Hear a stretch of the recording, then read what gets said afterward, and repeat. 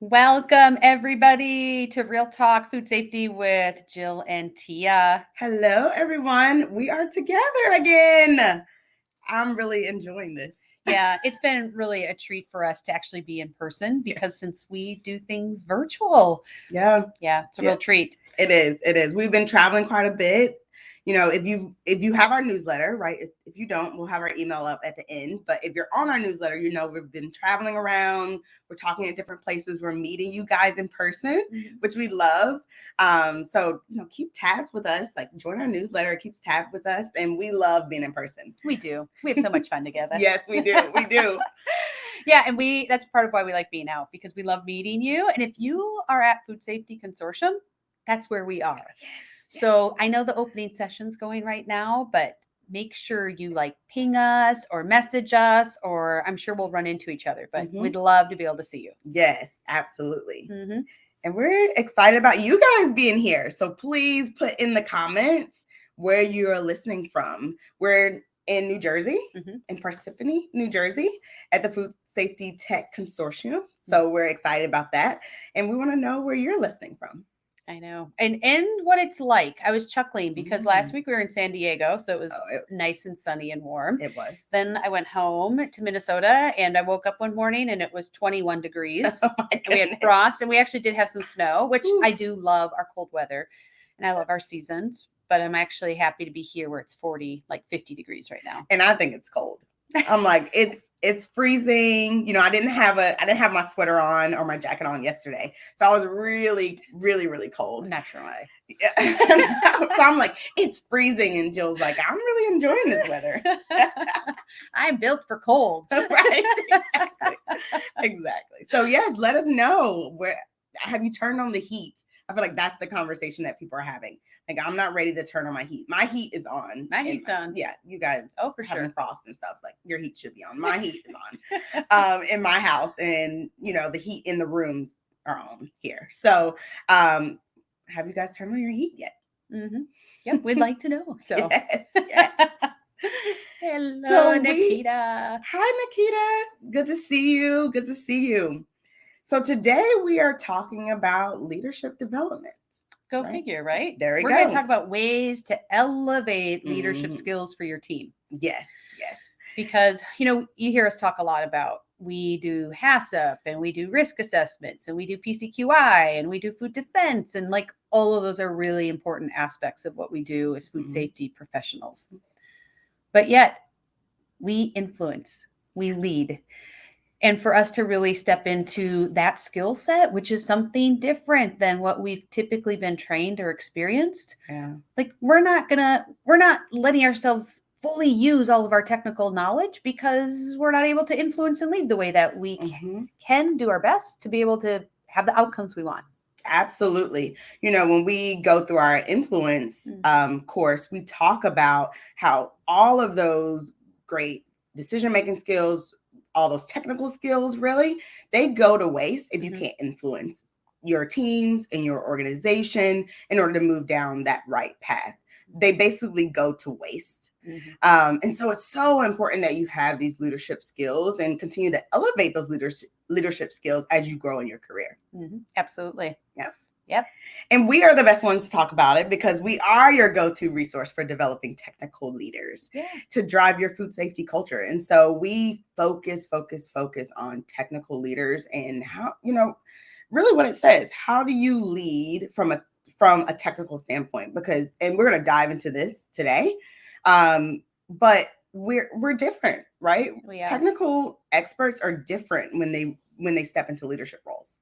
We are. And I think that's the best part, where we honor where we're at and we build from there. Yeah. That I think is what's really important because we all know leadership principles are universal, right? Tia and I didn't make these things up, influencing. We know that's all been there before, but it's really about how do we capture those in a way that we can really, I don't want to say leverage them, but kind of leverage them as we are being technical experts, so that we can be technical leaders. Because the way we do those things are are different. And it's not because we want to be different, right? Like they actually need to be different in order for us to use our technical skills and lead our organization and businesses in that way.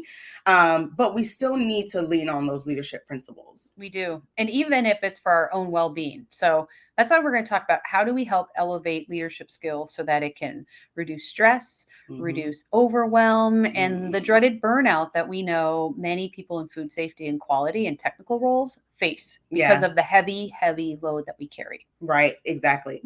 I love the way that you put that together too, because a lot of people don't think about leadership skills and then correlate it to being burnt out or overworked or, having a great work-life balance.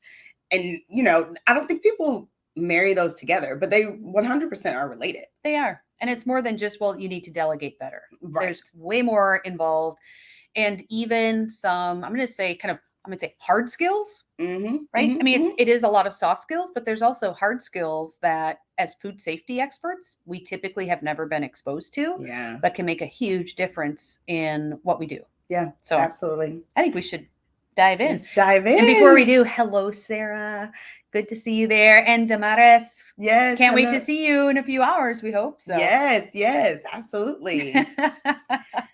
So today we're sharing 3 ways to elevate your technical team's ability to lead and influence so that they can reduce the stress, right? Overwhelmed, being burnt out. Yep. And it's all about taking better care of you and taking care of your team. Yes. So the first one, using peer coaching methods.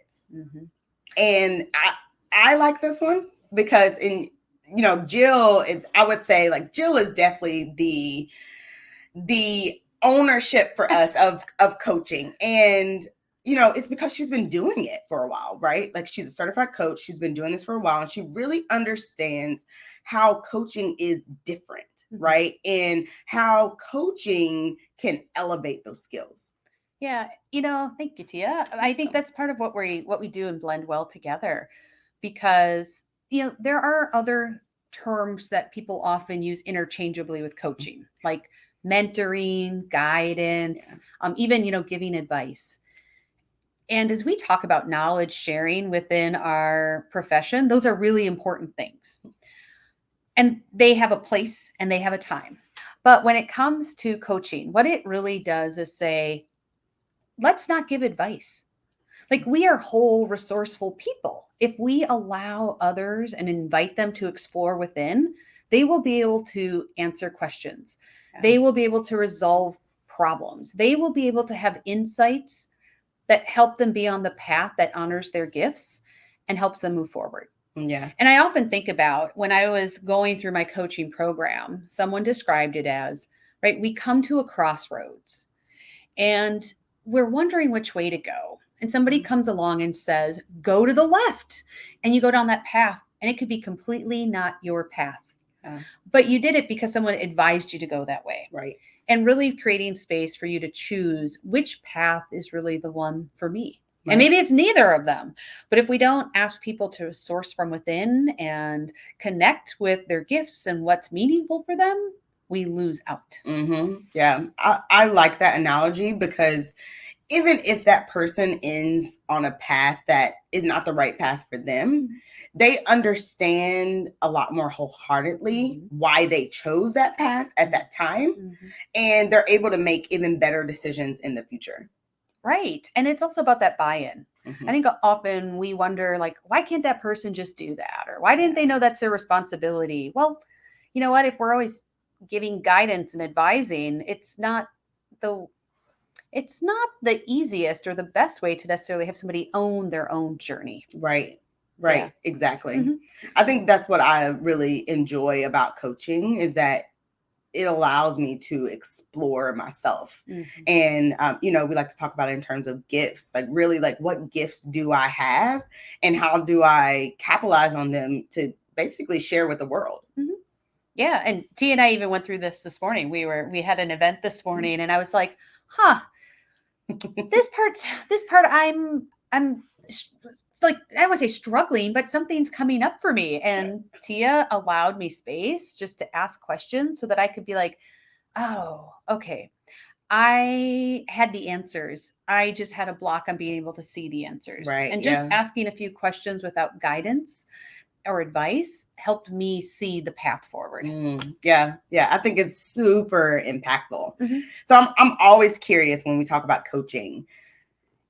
Let us know if you've ever had a coach before, and you can raise your hand, give the emoji, or Put a shout out comment in. me.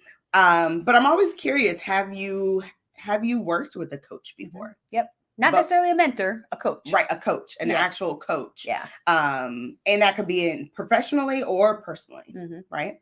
Because we both have. We have. And I always, you've heard me probably tell this story before, that when I first started working with a coach, it was really when I started managing multiple teams across our organization and just recognized that I needed to be a better leader. Like I needed to support them differently. And the coach I was assigned was an operations coach, and he was wonderful, wonderful. I love him. He's great, but he also had a very operational focus. Yeah. So he used kind of the traditional approach of tell people what you expect from them, teach them what they need to know, and then hold them accountable. And while, once again, that's a core leadership principle that's, been around for ages. Yeah. When we're in food safety and quality and we're influencing and we are navigating leadership differently, those principles didn't always get applied in the very simple format and way that the operations team could do it with their team. Right. Yeah. And it just wasn't a long-term fix for me. Yeah. And I think it makes sense. It wasn't though. because it didn't fit my style. It didn't fit my work. I'm not a command and control type person. And so that just wasn't leading into my gifts. Right. It gave me a skill set that was different than what I had, but it wasn't allowing me to freely be in my gifts. Yeah. I love that realization, not just because it created the food safety culture and ultimately Catalyst, right? But, I feel like we each go through those moments where we're trying to figure out, like, how do we lead? How do we show up? How do we be that person that we want to be, that we know we can be? And I feel like coaching brings that out. Yes. Like I too had a coach, but I was given a coach as a part of being a senior leader, and I was actually struggling with, like, how do I help influence this team? How do I help be more impactful? But it's funny, it started that way. But the longer I kind of talked with my coach, which was independent from the organization, she really helped me understand, well, what do you need to be happy? Or, like, are you trying to be in a space where, and she didn't ask it like this, but the way that she framed things, it made me start to question, like, am I happy in my role? Do I feel like I am in the right place, right? Like, should I be in a different place? And, I remember where there was a time where she said, Tia, you have the answer, because I'm like, well, I just want a little bit more data, right? I want a little bit more data. I want to go here. Of course we want more data. We're science nerds. Exactly. And I was playing that game, and she was like, Tia, you have the answer. Yeah. You just need to follow that. And that really helped me really think about where I want to be next, right? It really, honestly, it helped me step into consulting, where before I was like, oh, I need 30 years of experience. I need 40 years of experience to step into consulting, when that's not true. I have gifts, right? I have my gifts that I know people benefit from, right? And I want to share them in a different way. And so my coach helped me get there, but I don't think I would have stepped into that space without her. And so I definitely saw how coaching helped elevate my leadership skills, just to be able to say, like, okay, I'm going to stand in my truth, right? And I'm going to have those difficult conversations, because I even had some difficult conversations after I realized that. And I'm not sure if I would have been able to do that without my coach.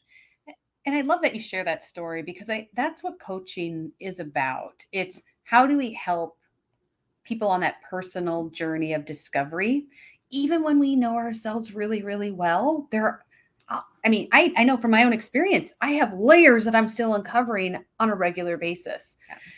But we know that when we ask people to show up as their whole selves and their best self at work, Mm. it's when we allow them to connect to what is your exploration? What are your gifts? Where is it that you're going? And then they can contribute even at a higher level within a team. Mhm. And so, even though it may not be like organizational outcome driven in terms of it's directly linked to this KPI of whatever that is, Yeah. this is the bigger picture of these are the things that are going to make the KPIs more possible. Right. Yes, Mhm. absolutely. Absolutely. And I like the piece too on, when you're going through your own personal discovery, then you really do sustain those results. Oh, for sure. Right? Because you're experiencing it. It's So you. it's you. It's right. Yes. It's you. It's in you. It's not Right. an external motivator. It's Mhm. your internal, like you said, this is my truth. Exactly. I now have a better or a brighter shining star that's leading me north. Right, exactly. So you don't have to have that external force continuing to reinforce, continue to, oh, remember what we talked about. You should be doing this. It's internal. Mhm. It's internal to you. So it's how you make decisions. And that's why coaching is so impactful. It is. It really is. So that's one of the best ways to elevate skills, leadership skills for your Mhm. technical team is by working with a coach. Yes. Mm-hmm. The second one, you want to start that one? Sure. Getting support from people that have been there in your shoes. Yes. Yes. I'll be the first to say that, I loved my operations coach, but he was not in my shoes. Mhm. And so it was really hard for him to connect with and be relatable to what I was experiencing and where I needed to go because the lens was always through operations. Yeah. Yes. Mhm. It's one of those things that as I think about great leadership training that I've been through, and I remember being in there like, wow, like, these are really great. That's really great reminders. This is how I'm going to try to apply it. And then even when I go to try to apply it, or I'm thinking like, how does this apply to my work? Right. I run into those situations where it's like, okay, this is a great leadership principle. I'm not really quite sure how it relates to my work. And we've seen it in food safety and quality, right? Like I remember when I managed the sanitation team and operations was rolling out this daily direction setting and they wanted everyone to do it. And everyone but asterisk food safety and quality was like left off, right? But I wanted to make sure that I wanted to stay with what we were doing because I needed us to stay relevant. And so when I was going to apply these same principles, I really had to think and discuss with other people on how can I really make this work for our team. And it was really hard to do. And there's some things that I had to modify, but that's because those principles were really based off of operations, right? And so when you think about traditional leadership, a lot of times, none of the time, they're based off of technical roles, right? No. And I think when we talk about how do we help elevate the leadership skills, ours or for our team, part of that is how do we make the road so it's not so hard and not so long? Right. And Yes. that's the benefit that we get when the leadership skills are relatable. And it comes Right. from people that have walked in those shoes because T and I, right? We've made the mistakes. Yes. We've gone through these things. And it doesn't mean that that's to sway or advise you or guide you on a certain path, but some of that sharing helps because it is relatable and it Right. is practical and Mhm. it's helping you move forward. Yeah. And we've been there where we've made those mistakes. And we've also been Couple there times. where it worked out well. Right. And so Yes. we've also learned in those situations on, okay, this is how I can be a little bit more relatable. Right. And really talk about it in terms that we understand in order to get to the results that we need. Because you're absolutely right. The road is hard and long. And even in my sanitation example, most people would have stopped because it took me weeks to develop it. And then there's another few weeks where you're trying to get your team on board on why it's important and why you should do it, right? And like it takes months and months and months. Most people are going to give up early on if the road is that bumpy, right? They will, They will. I almost did. Well, and I think the other part is recognizing that non-technical leadership's learning is very valuable as well. Mhm. Right? I mean, Yeah. Tia and I are continually learning and evolving, and we look at all types of different resources. Mhm. So it doesn't mean that there isn't a place for that. Absolutely is. Yes. Don't walk away going, Jill says don't watch John Maxwell Right. or Simon Sinek or anybody else. Not that at all. But when you think about like how do you help people elevate Mhm. and get there, like I said, faster and easier, having a resource who has been there is something that you should look for to be able to help them elevate those skills. Yes, absolutely. I Mhm. know it has helped us, and I'm sure it will help you. Well, yeah. And that's part of why we love doing this, Mhm. because that's the feedback we get from clients Yes. like you who say, gosh, having these confidential weekly group sessions where we get to connect and share is like having my own little board of directors. Mhm. And it's the reprieve that I need from the crazy week that I'm having. Right. And that's because we create spaces where you can share, but it's also because while we're relatable, we're also different enough that we can contribute and still learn from each other. Yeah, absolutely. Mhm. Marcel asked a question.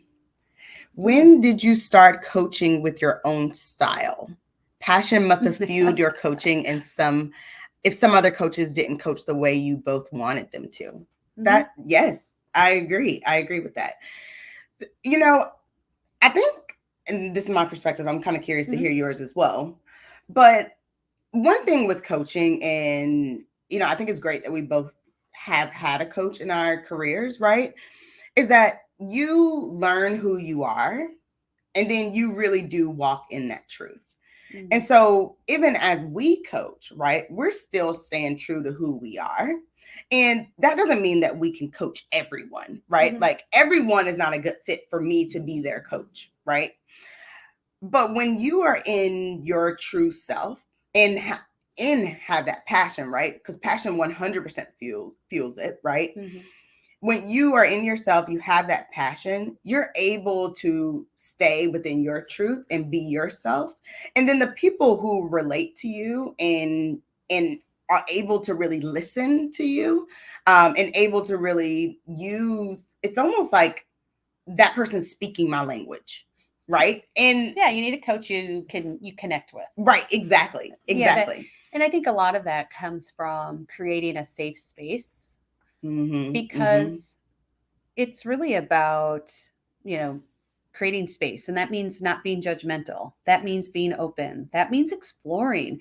Yeah. And oftentimes those aren't things that we've been taught to bring with us in normal conversation. Right. And that's why pure coaching is a different skill set.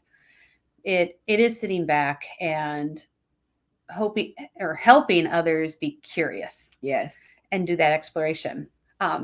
Marcel, I do like your question though, because after I've worked with several coaches, and they all were helpful in my own discovery and different ways and at different points.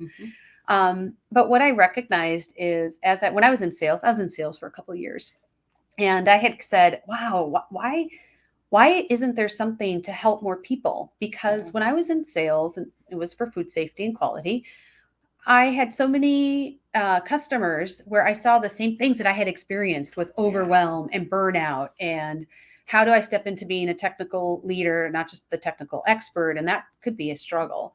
Yeah. And I kept saying, someone should do something. Somebody should help them. And that's when I finally had the moment of that someone is me. Yeah.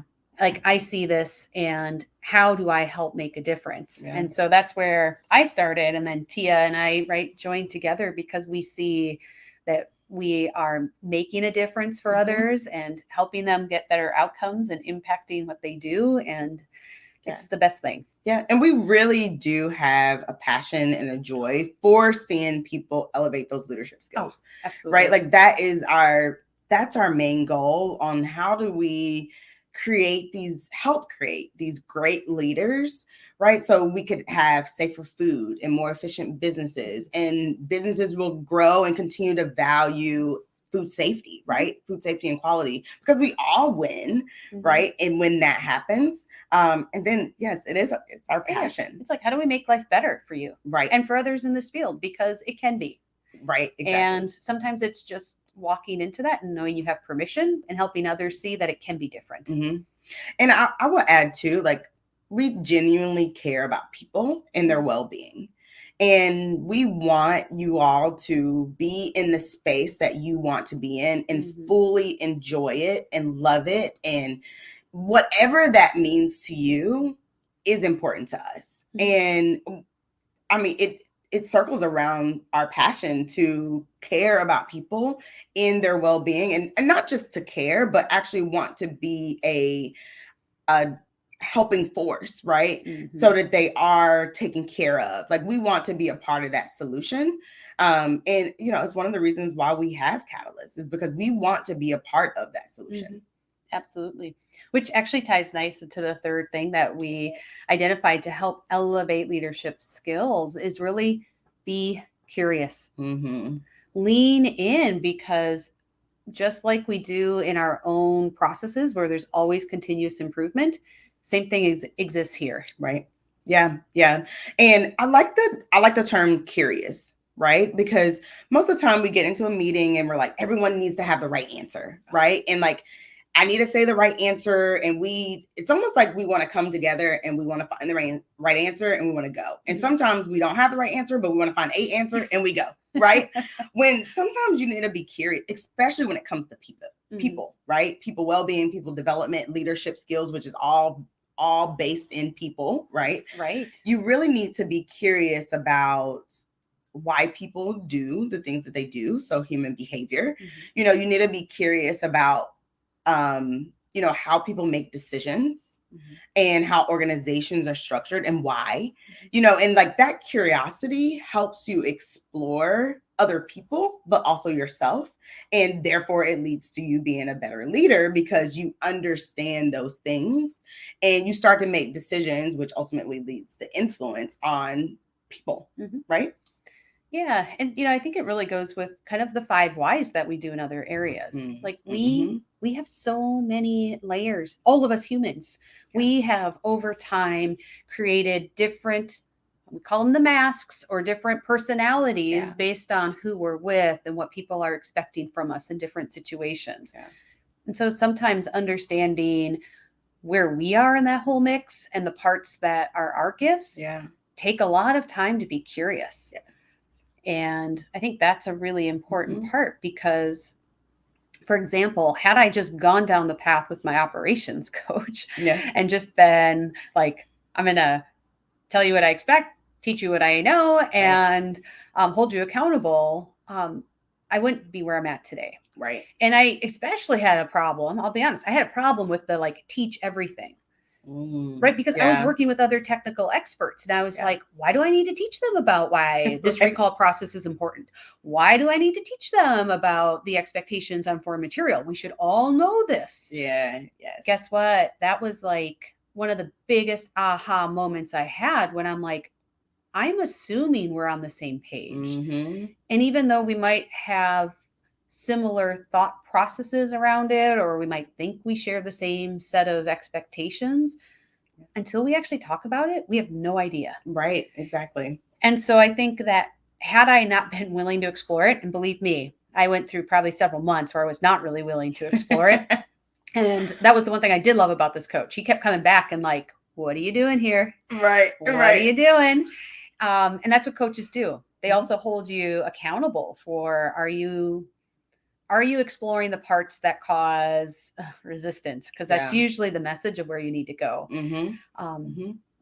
But that was really where I had to step into being curious because I clearly was resisting this whole concept. And what I realized was that, I was afraid that people would think that they were incompetent. And that fear for me was like, they won't like me if they think I don't trust them. And that really had nothing to do with the whole concept. It was making sure we were all on the same page. We all knew what to expect from each other. And so I think that's important. Yeah. And I feel like you wouldn't have been able to figure those things out if you weren't curious. No. Had I just been like, I think that's not needed because these are all experts. I'm just going to let them do their thing. Otherwise, I felt like I was micromanaging. When in reality, as a leader, I hadn't given them enough space to explore where we had synergies and where we were on the same page versus where we had gaps. I thought I gave that, but I wasn't. Right. And so I went through this process of I practiced, I adjusted, I practiced, I screwed things up, I practiced more. And like, that's the whole process of being curious. And that's why this process too is not short, right? No. Like you can't just say, one day I'm here and 2 days I'm going to be somewhere else. Like you really do have to go through the process of practice and adjusting and learning. And that's why it's important, even to go back to the first point on why coaching methods really will help elevate those skills, is because it's internal. So you are practicing, you're adjusting, you're practicing and adjusting, but it's all coming from within, right? And that curiosity is coming from within. Yeah. You know, it is. And it was a lot of, we talk about the introspection, but reflection, right? You know, when I would have moments where things weren't working, the 5 whys would uncover that where I had been having gaps, where I maybe missed, where I wasn't willing to step in to see the reality of what was happening versus what I thought was happening. It forced me to kind of go to that next page and keep digging. Right.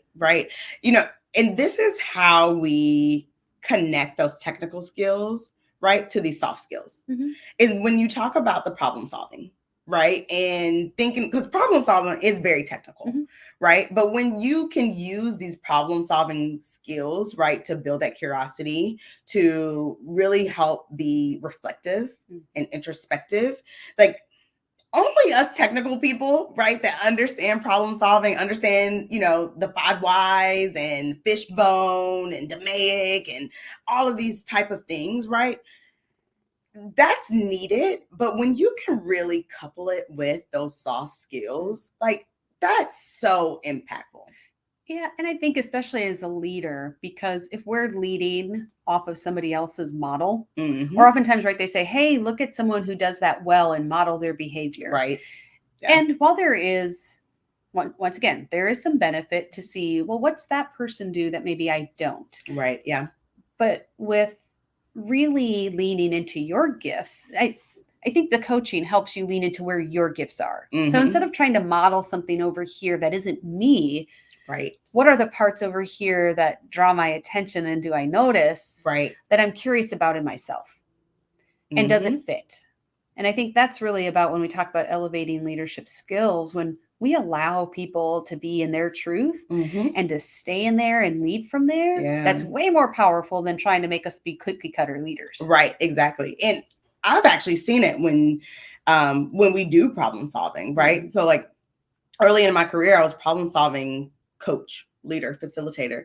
And for people that's just trying to follow the mode and trying to follow someone else, they actually typically have a hard time going through the problem solving. Yes. Because you can't think on your own. You can't think on your own. You can't think on your own. You're always thinking, well, what would that have been? When really, because you haven't internalized it to own it and to make it your own. Right. And typically those people are not curious either, because they're just walking through a process. I'm trying to do it right. They're trying to do it right. Exactly. Versus if you're opening the floor, right, and you're like, okay, we're going to come in here and we're all going to be curious about what we think the problem is in this situation. Then you start getting very interesting possible solutions and root causes, right? Which is ultimately what problem solving is trying to get to. It's like, what is your root cause?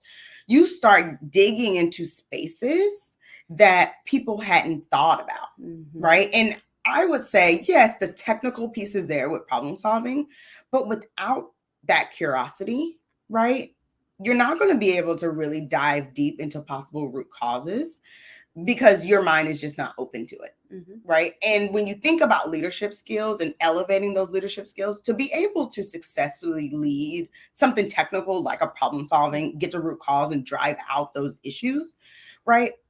Your leadership skills are, I mean, that is key to making that happen.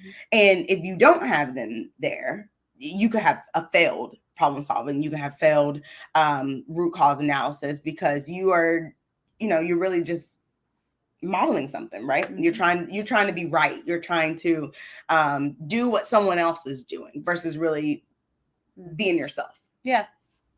Yeah.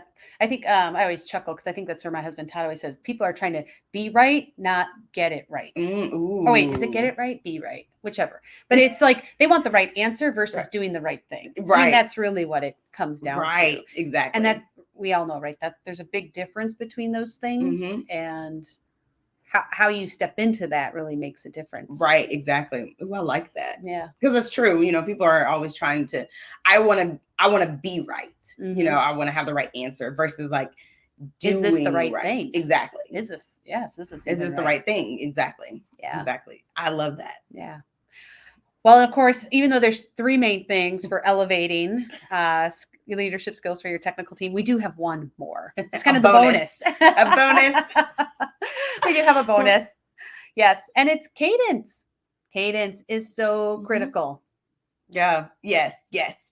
I agree. You know, it's like, I like how you put like, people's eyes are glazing over during GMPs. We've all seen that, haven't we? When they're like, you're on slide 15 about hand washing, and they're like, I zoned out on slide 5. And it's funny, like, even when I've done training in the past, like, I've even set it up for like this presentation. I have to do it. You know, like, I have to do, and I have to say these things, and I have to read you these slides to get through this training.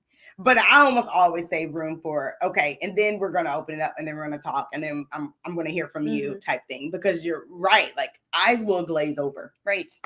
Well, but the same thing happens, right? Because we'll do GMP training and we think everybody then knows how to label and how to wash hands and how to store things and how to handle things. But yet we go on the floor and we're like, wow, it didn't sink in. Right. Exactly. Well, the same thing happens when we're working on improving our leadership skills, because too much information all at once doesn't allow the time for us to really do that kind of introspection and reflection and practice and figure out what's aligned with who we are versus what's not, and come up with our own style. Yes. And you guys know it. You've sent through a leadership day of training, right? And it's so much information, like and you're taking a lot of notes. GMP training, right? Trying to get it all at once, taking a lot of notes, and you come out and you're like, man, I don't even really know where to start, right? And we take that into account in Catalyst, right? And we really think about it as like a tiered approach. As you are developing your skills, right, you're really learning them, getting them, practicing them, screwing up a little bit, you know, you know, centering yourself, right? Retrying them. And then once you feel great, right, about that leadership skill, it's then time to move to the next level and really understand, okay, how do I continue to build off these skills to be a more impactful leader? And I think that's honestly what elevating your skills is about. Is how do I build off of what I have, and how do I get to the next level? And I like the way you say cadence, right? Like, there's a time, there's a time for you to do that. There's a place for you to do that, right? And it takes time. It takes time to get there. Yeah. And so I think that's important to look at when you think about you're maybe on a journey of how I'm going to elevate skills for my team so that they can really be the leaders that I need them to be for themselves, for our team, for our organization, is how do you kind of meter that out? Because, right, I think it's like Tia said, as we master one thing or we kind of master it, it might evolve. Right. But there's other times that we're still planting seeds and that may not grow until down the road. And so how do we make sure that we're creating spaces to continue that exploration of, wow, this seed just popped up.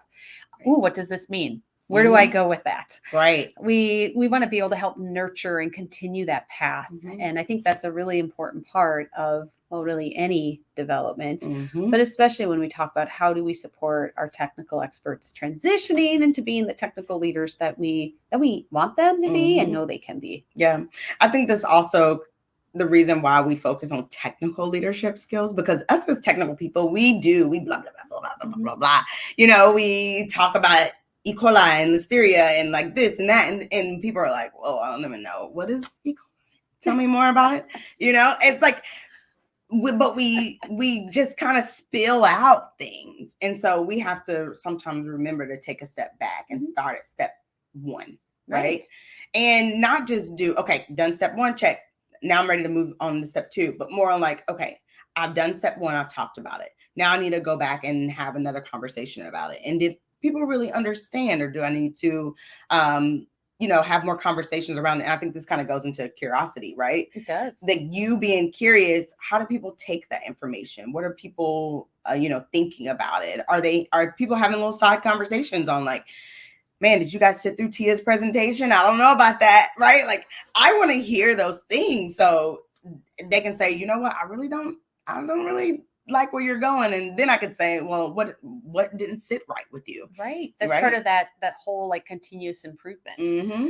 So it can also happen in things like, well, for example, if you're in our program, we're going to ask you to look at your one-on-ones a little bit different than probably where you're at. Mm-hmm. Yes. And how do you put the human skill side first and not just conversation? Right. Not just like, hey, how was the weekend? Like, blah, blah, blah, blah. Like, that's all good. Mm-hmm. But also, how do we ask very specific questions? Like, how is work and life balance right now? Right. There's very specific things, and those take practice. And that's why the cadence is important, because we know we get distracted because our load is big. Mm-hmm. We have a pile of work, and we'll default to what we know. So we'll jump in and just be like, hey, how was your weekend? What are you doing today? Good, let's go. Right. Instead of actually creating the space so that we can do the human connection on another level with our team. Because that's part of the leadership skills that we're developing, is that connection with people and helping them tap into their why and their purpose. And once again, can we make life better for everybody? Absolutely. And you're doing it your way. Yes. Right? Like, some people are like, feels authentic for you. Exactly. Exactly. Because a lot of times when people are like, how's your weekend? How's your day? They're really just going through a list of questions that they feel like they should do because someone told them this is how you connect with your people, versus this is how I personally connect with people. So I make sure that I bring that to every touch point that I have with my team. That's a difference. It is. It's, we have to be really conscientious of how we're showing up as leaders. Yes. And I think that's a big shift from being a technical expert, at least for me, was being a much more intentional leader and recognizing that my work was being a leader, not a doer. Right. And the way I approached that, the way I set the tone for my team, the way I showed up on behalf of my team took practice. And it's the reason why we're building group coaching sessions, right?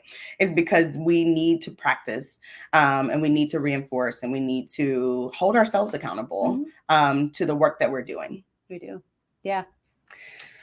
So those are the four things, the four ways to elevate skills. So let's see, it was coaching. It was having someone who's walked in your shoes. It was being curious. And lastly, cadence. So hopefully these tips will help you as you think about how you're leading your teams, how you're leading your people, because, we're all trying to be better leaders. And, I would say practice some of these things over the next week. Yeah. And, and last but not least, get support. Have a partner. Yes. Right? Have someone like, if I need to hold myself accountable, Tia can help me do that. Yes. But have someone support you because you have a heavy load already. And when you have someone who's in your corner just for you, not worried about the 16 other things on your list, but just there for you, it makes a difference. Absolutely. And if you need extra help, which I don't know if we've announced this fully yet. Not fully. We're in the process. Yeah. And if you have been in our circle, we've given you early access to this. But we are launching our next Technical Leader Bootcamp cohort. Yes. We're super excited about it. And it starts January 26th. So if you are curious, let's put up our email address. Email us. That's my job over here. Okay. There we go. There you go. Hello at, join us. It really is time to ask your organization to invest in your leadership. I was just having a conversation with some people, and I think a lot of people don't know how to ask, but most organizations have funds set aside for development. If they don't, I'm going to ask you to think about, is that an organization you want to be with if they're Right. not committed to your continued development to support them? Absolutely. And maybe that's what you need to tell them, which I've been there too. Yes. Right. And, you know, if you're maybe uncertain of how to do that, we do have a sponsor letter. So email us and we'll share that with you so you can even be a starting point. Absolutely. Yeah. Because it really is time to invest in your leadership skills, elevating them. But then also, like, we're tired, we're burnt out, we're overworked, right? We have to do things differently. And our technical leader bootcamp, it is made for that. It is made to help you get out of the treading water phase. So your head will be above water and you can start really leading at a higher level. Yep. And, you know, oftentimes people say, well, it's just not the right time. And we understand. We've been there where we're like, I can't take on one more thing. That was probably one of the biggest moments I had with coaching when they said, how long can you afford to stay in this? Yeah.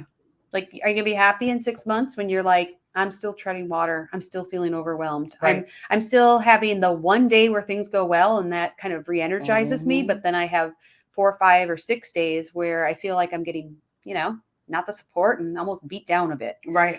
Right. So, you know, own your future. Yeah. Do you love what you see in your future? Yeah. And wherever you are, we love supporting everyone because everyone's at a different point on their path. And that's what we love about Technical Leader Bootcamp, right? Like, it really helps you look at those things. And, you know, to answer your question, right? Like, when, even as you're thinking about like, how long can you stay in that? We know that people are not staying in the space because companies have retention issues, right?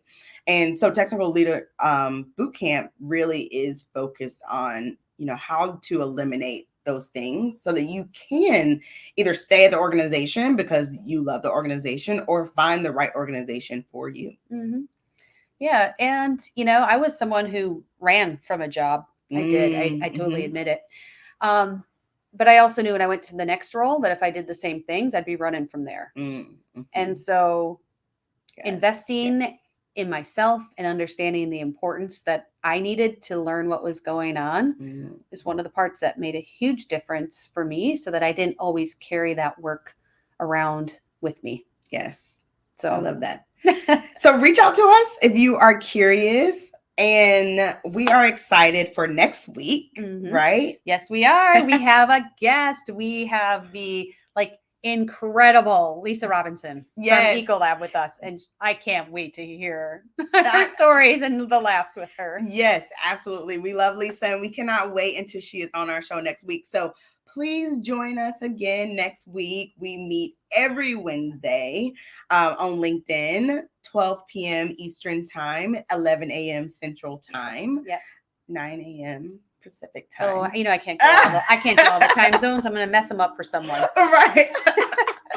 So join us next week. And we do put all of our episodes on our YouTube channel. So please check out our YouTube channel and subscribe. Turn on your notifications so you will also have them just in case you miss our live. Yes. And we very much appreciate that you join us, that you're here, and that you share in the conversation. Yes. So thank you for being with us today. We will see you guys next week. All right. See you next week. Bye. Bye.